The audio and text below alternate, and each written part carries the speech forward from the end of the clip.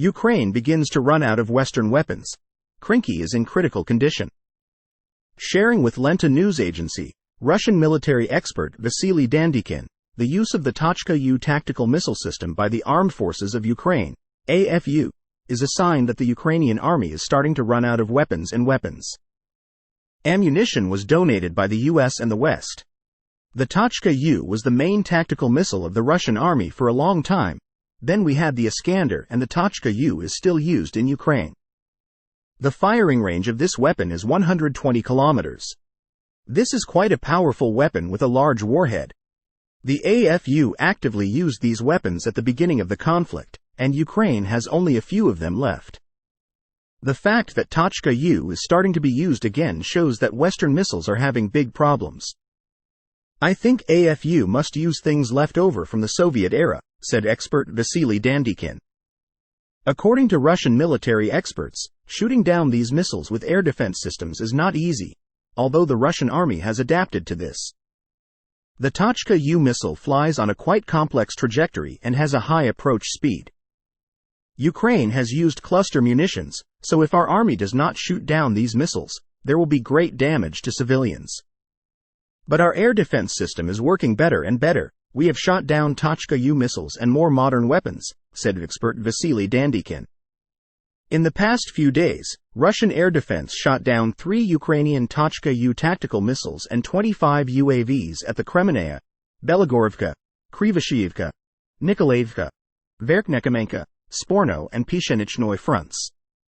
Regarding military aid from the West, Secretary of the National Security and Defense Council of Ukraine Alexei Danilov said that the European Union, EU, only provided Kiev with 1/3 of the ammunition previously promised. Accordingly, out of the millions of bullets promised as aid, the EU only delivered 300,000 bullets to AFU. Mr. Alexei Danilov expressed his view that the Ukraine conflict needs to return to the priority agenda of EU countries, the US and other countries. The world once again returns to the need to prepare for the hot phase of the war. And this requires a modern army, the most advanced weapons and well-trained soldiers. Such restructuring will be carried out on time and deliberately, or delayed and forced. Previously, Deputy Director of the Main Intelligence Department, GUR, of the Ministry of Defense of Ukraine, Vadim Skibitsky, admitted that all high-precision weapons used by AFU were produced in the West, including 155mm artillery shells.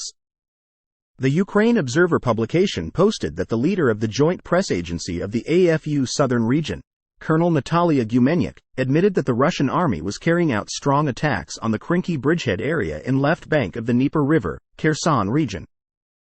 According to Ms. Natalia Gumenyuk, Krynki is currently a painful area for AFU when the entire riverbank area is under Russian fire with rocket artillery, mortars and suicide UAVs.